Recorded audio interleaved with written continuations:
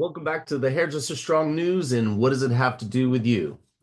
This is your monthly economic news update. We talk about consumer sentiment, inflation, interest rates, any interesting stories that you could talk to your customers about. The whole point of this is to level up the industry by us being more sophisticated and know what's going on and being able to make decisions for our finances and for our business with all the information that we have available. Now, this is not financial advice. You can use the links below to do your own research. I highly recommend everybody does their own research, but we hope that this could be a jump off place for that. All right, let's dive right in, and I'm going to share my screen here. Let's see. So I hope everyone's doing good. This update is definitely got a lot to talk about. All right, so the stock market volatility amid tariff concerns and U.S. equity markets. Okay, so this is Reuters says that the S&P Nasdaq post big quarterly percentage drops on Trump tariff turmoil. Now this came out yesterday. According to this, U.S. equity markets experienced notable declines due to uncertainties surrounding the Trump administration's new tariffs, raising fears of global trade war. The S&P 500 fell 4.6%, and the Nasdaq dropped 10% in the first quarter of 2025. Technology stocks were particularly affected, with Tesla and Nvidia going down 36 and 20% respectively. Now, I have a video here to kind of wrap it up and talk about the tariffs. They go into effect tomorrow. And so check this out. Let me just make sure that the screen is make sure I'm sharing it optimized for sound and video. All right, there we go. Okay, there we go. It's about a minute long. Well, the markets are on a bit of a roller coaster this morning. The Dow was down hundreds just after the opening bell. Now you can see they're rebounding, kind of all over the place, and all over anxiety about President Trump's global tariffs set to hit this week. Joining us now is NBC News senior business correspondent Christine Romans. You've got your tariff tracker all teed up there. Okay, what goods are going to be impacted? What's this going to mean for our wallet? Look, this is a big week for your money. This is a big week for your stocks. It's a big week overall for the American economy. So let's track it. Here's where we are in Trump's second term. You've got 20% import taxes in effect on China. You've got steel and aluminum tariffs in effect. You've got China or Canada, Mexico tariffs that are about to get even bigger. Those are all added costs in the system. And then you have the retaliation. This is what trade war looks like you put a tariff on one country and that country fires back. Look at all of these American goods that will have import taxes, export taxes on them. In this case, that will, of course, hurt those producers overall. And this is what you're seeing. You talked about the stock market being down and then it's off the lows. I think you can expect to see a lot more volatility, is that word they say, on Wall Street. We have the S&P 500 down for the year, and it is the worst quarter. This is the last day of the quarter. This is the worst quarter for stocks in 3 years, and that's because of all of the uncertainty over tariffs. This strategy that the president is so wedded to and determined to follow through on is something that very likely will raise costs for working class Americans and hurt companies that are making products. Here on the internet, you can. All right, so what does this all mean for us, hairdressers, hairpreneurs, salon owners, barbershop owners, sweet folk? So what this means is that, I mean, we're going to keep getting into it. I got three other stories here. The next one is moderate U.S. consumer spending increased prices, raised specter of stagflation. So we'll get in that in a second. Now, what happens when you have concerns about tariffs?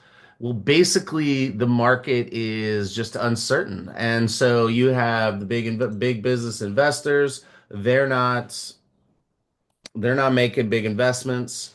A lot of people are adopting the wait and see. So we might see consumers start to stretch out their appointments. You know, that's definitely something, putting off expenses. out of fear of inflation, because that's the big concern, as the news person said. So, what do we do with that information? You know, that's kind of how I think about this. What do I do with this type of information? Well, personally, for me, it means I'm not making any monetary investments into the stock market. I am, here, let's see, let's pause this for a second. All right. So I'm not making any investments in the stock market, but I am farming cash. So like every chance I get to put cash into my brokerage account, I do. And I'm continuing to max out my Roth IRA, but I'm putting it all in cash. My expectation is that the stock market will has more room to go down. I could be wrong about that. That's why I'm not selling anything. I haven't sold anything. I sold when things were super hyped up. Towards the very beginning of the year, we had a big hyped up market until the new administration announced tariffs. So I sold out some of my stuff. Now, I do think that there's an old saying, be fearful when others are greedy and greedy when others are fearful. So by having cash on the sidelines, in the event that I am right and there's a market downturn, then I will be able to buy things at a discount. And that's how I think about this. All right, let's move on to the next story.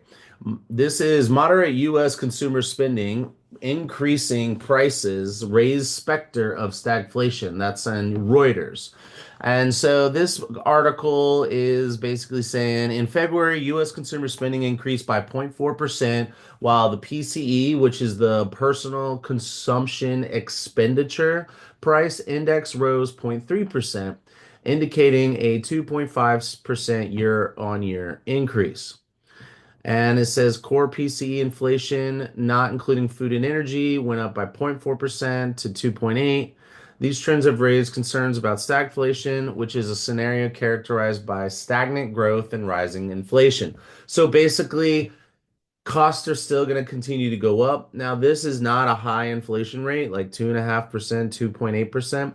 You know, inflation has come down, but the reason why the Feds haven't cut the rates yet is because we're still waiting to see what the impact is of tariffs. So the Fed is basically like, yo, I don't want to raise rates because I have no idea if this new president's economic policy is going to work out. So the Fed's like, we're in no rush to like raise rates, because if they raise rates and they cause a ton of people to move into the market or sorry, if they lower rates, if they lower rates, they will cause people to move into the market, because what happens is right now with the rates high, you have a ton of people between the uncertainty and the opportunity to earn passive income by putting money in a money market account or buying treasuries. I mean, some savings accounts will actually pay you 4%. So people are taking that 4% right now and just waiting for the uncertainty to go away. And if interest rates start getting cut, then people need to make up that difference. So if you're making 4% and their interest rates go down to 2, you're like, well, I don't know about this 4% anymore. Let me go and find somewhere else to get more yield. So then you put the money in the stock market, or someone, not you, but like the investors put the money in somewhere where they can get a higher yield, which means they take on more risk. And when when we're in the risk on market, then that is usually indicated by people taking risk and the market moving upwards. All right. So let's play this little video, 1 minute video, and this is about this topic. U.S. stocks plunged on Friday after a key measure of inflation showed prices ticked up in February, fanning fears that President Donald Trump's raft of tariffs on imports will boost prices in the coming months. The Commerce Department's personal consumption expenditures price index rose 0.3% last month, in line with economists' expectations. But the core PCE price index rose 0.4% last month, the biggest gain since January 2024. That put the annual core inflation rate at 2.8%, well above the Federal Reserve's 2% target. Core PCE, which strips out volatile food and energy prices, is closely monitored by the U.S. Central Bank. Fed Chair Jerome Powell acknowledged last week that inflation had started to rise, quote, partly in response to tariffs, adding that, quote, there may be a delay in further progress over the course of this year. Adding to the unease, final figures released by the University of Michigan showed consumer sentiment deteriorated further in March. The Fed last week kept its benchmark overnight interest rate unchanged. Financial markets expected to resume cutting rates in June. But fears that Trump's trade policies might lead to a period of heightened inflation and tepid economic growth could potentially complicate the Fed's monetary policy plans. So basically, the Fed's like, yo, I'm in no rush to cut these rates, and everybody's sitting around, including myself included, being like, hey, if we cut rates, what does that mean? Well, that means that we can borrow at reasonable costs to expand our business or purchase real estate. What else could we do? Well, I mean, those are things we could do, but what are our clients thinking about? Like, if our clients in the process of trying to sell their house and they're having trouble because rates are high, are is that softening the market and keeping money in people's pocket? Higher rates are good for savers, but they're not good for people who are trying to grow their business or they're trying to grow themselves. It just really takes a lot of wind out of people's sails. And, just like that last video said, this is US news. Consumers turn even more sour. Inflation expectations surge. So you saw the uptick in inflation. Like I said, I don't think that's very much. It is above the Fed's 2% target, but it's still under 3%, which is pretty good. But by it ticking up just that tiny bit, it creates concern that this is just the beginning of an inflationary period. Now, maybe the inflationary period won't last long. Who knows? But because we don't know, it's really hard to make decisions about our business. Well, our customers are feeling it too. The uncertainty, the fear, if anybody is fearful of losing their job or fearful of inflation, then they're going to be thinking about their hair, being like, I need to get my hair done. I want to feel good. But maybe instead of coming in 8 weeks, I'll come in 10. Or maybe instead of coming in 6 weeks, I'll come in 9. You're talking about anywhere from 25 to 33% of your income going bye-bye. So this is how I look at it. So I look at it as, am I ready for a 25 to 33% reduction in income? So let's check this out. So this article talks about consumer sentiment has deteriorated with expectations about the future course of the economy slumping nearly 18%. This decline reflects growing pessimism among consumers regarding economic conditions potentially impacting spending and investment behavior. So basically what I just said. All right. And then I think that this is the biggest and most important news that affects us. It's very much wait and see. However, I will say making investments in down uncertain times can yield outsized results if you understand how to mitigate your risk. So at this point, the risk is high, which means that opportunities should be cheaper in theory. Like if you're negotiating with a landlord, could this be used in that negotiations? I mean, if you're mid-negotiation, maybe not, but if you're in the process of going to look at maybe opening up a salon or barbershop, then maybe it's going to be a time if you're well capitalized, maybe it makes sense to like not shy away from it, but try to get an even better deal on the lease or get more money for construction or for beautifying your place or whatever. So like, I'm not trying to fear monger. I'm just trying to say I'm on the sidelines building up as much cash as possible in the event that there is a market decline so I can purchase things at discount. And then my expectation from there is that the markets will come back. I don't believe we're gonna. I mean, even if there's like a crash, I mean, historically the markets rebound, and that's when the most money is made. So that's how I think about this stuff.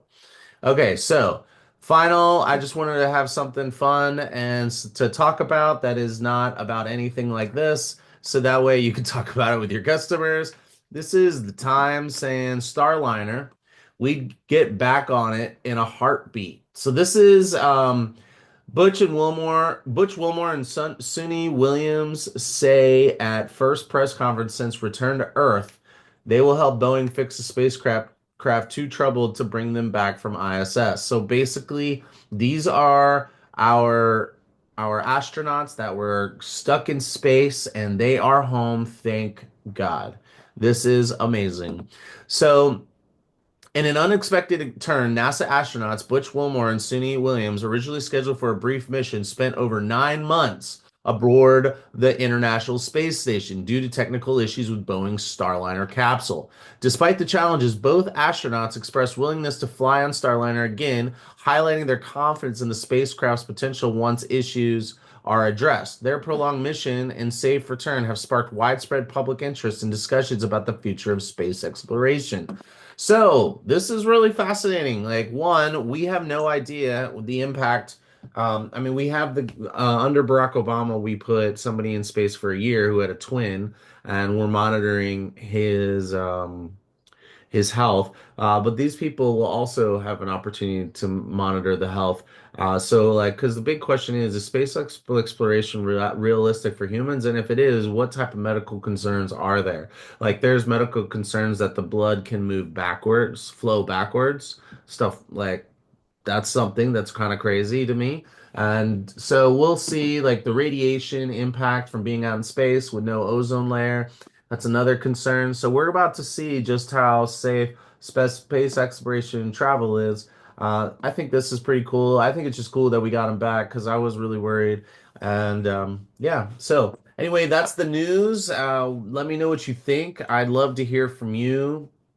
And let's see, where is, there we go. Okay. And bam. Okay, and I'm back. All right. So thank you so much for listening. I'd love to hear from you. Is there any story that you think I missed, or do you have a different take on how I look at this? I'd love to hear from you. Sharing our ideas together is very good. If you want to ever come on and talk, do an IG live, I'd love to hear from you. All right. But until then, let's watch out for these tariffs, see what happens, and I'll be back next month. Peace.